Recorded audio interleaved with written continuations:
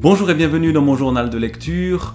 Aujourd'hui, je poursuis ce parcours initié il y a déjà quelque temps dans Albert Camus et en particulier dans les adaptations théâtrales qu'Albert Camus a fait de pièces ou même de romans venus des quatre coins du monde et en particulier aujourd'hui son adaptation du Requiem pour une nonne de William Faulkner,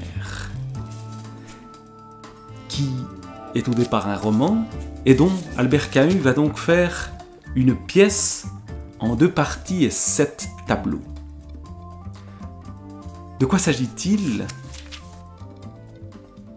Le Requiem pour une nonne a été représenté pour la première fois le 20 septembre 1956 au Théâtre des Mathurins Marcel-Hérand dans les décors de Léonore Fini et la mise en scène d'Albert Camus avec la distribution suivante: Gowan Stevens, Michel Auclair, Gavin Stevens, Marc Cassot, le gouverneur Michel Morette, Monsieur Tubbs gardien, Jacques Grippel, Peter, François Dalou et Temple Stevens, mesdames Catherine Sellers, Nancy Manigault, Tatiana Moukine. Voilà les personnages. Il y a des Stevens, il y a un gouverneur et il y a une certaine Nancy Manigault. Une histoire de famille. Gowan et Gavin, des noms qui se ressemblent, Stevens, et Temple, une femme qui est le personnage véritablement principal de cette pièce, et puis la gouvernante, Nancy Manigault, qui est accusée d'un crime épouvantable. Voici le début, premier tableau, le tribunal, 17h30, le 13 novembre. Le rideau est baissé, tandis que progressivement, la lampe s'allume. Une voix d'homme derrière le rideau. Accusé, levez-vous. Le rideau se lève en même temps que l'accusé, dans le box. On voit apparaître une partie du tribunal. Le tribunal n'occupe pas toute la scène, en effet, mais seulement la moitié supérieure gauche, laissant dans l'obscurité l'autre moitié, ainsi que la partie inférieure du cadre de la scène. Le décor visible est donc non seulement délimité par les rayons des projecteurs, mais aussi légèrement surélevé par rapport au niveau du plateau.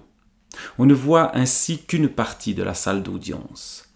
La barre, le juge, les huissiers, les avocats des parties en présence, le jury. L'avocat de la défense est Gavin Stevens, homme d'environ 40 ans. L'accusée est debout. C'est une négresse d'une trentaine d'années, c'est-à-dire qu'elle peut avoir n'importe quel âge entre 20 et 40 ans. Au visage calme, impénétrable, presque rêveur. Elle semble de très haute stature. Elle domine l'assistance. Tous les regards sont tournés vers elle. Mais elle ne regarde personne. Les yeux levés, elle contemple fixement un point éloigné à l'autre extrémité de la salle d'audience, comme si elle était seule. Un silence de mort règne dans la salle.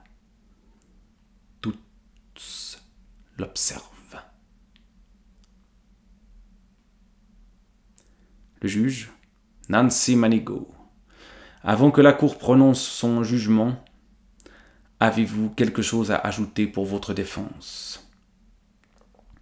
Nancy ne répond ni ne bouge. Elle ne semble même pas écouter.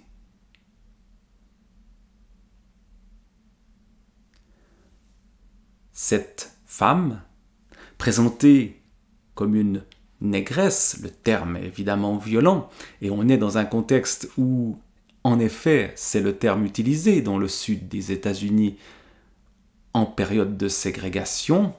Cette femme est accusée et elle ne se défend pas.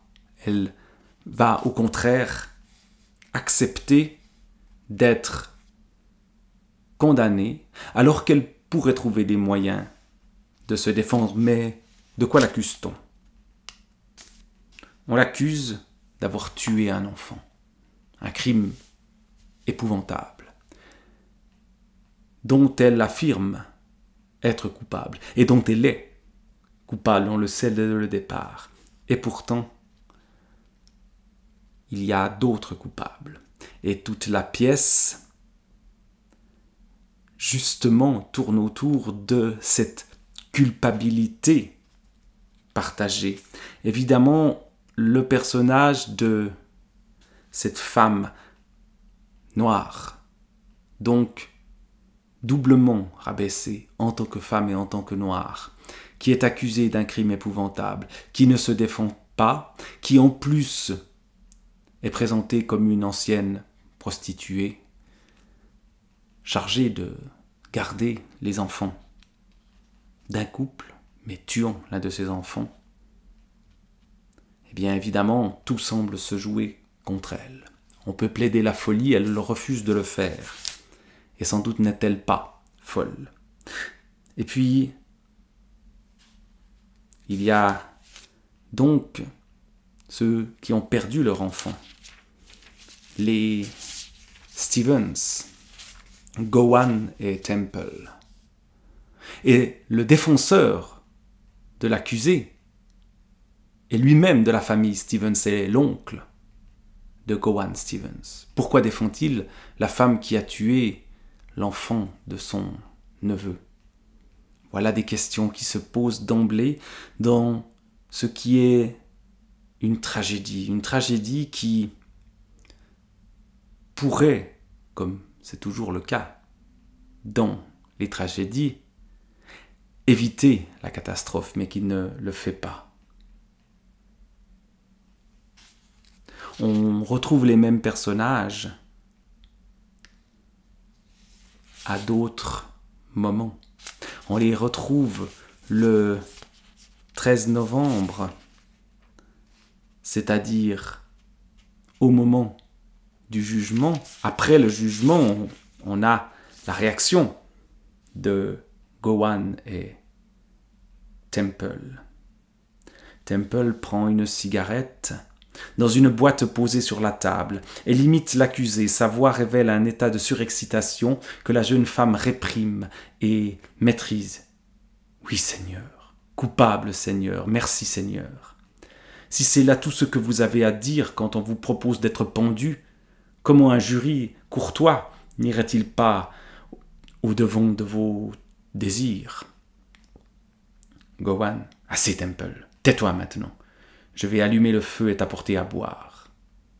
À Stevens. Stevens, c'est l'avocat.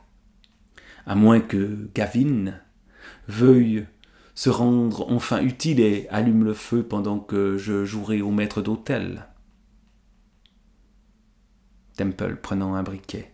Va chercher à boire, je me chargerai du feu pour que l'oncle Gavin ne se croie pas obligé de rester. En somme, tout ce qu'il désire, c'est nous servir son petit discours d'adieu.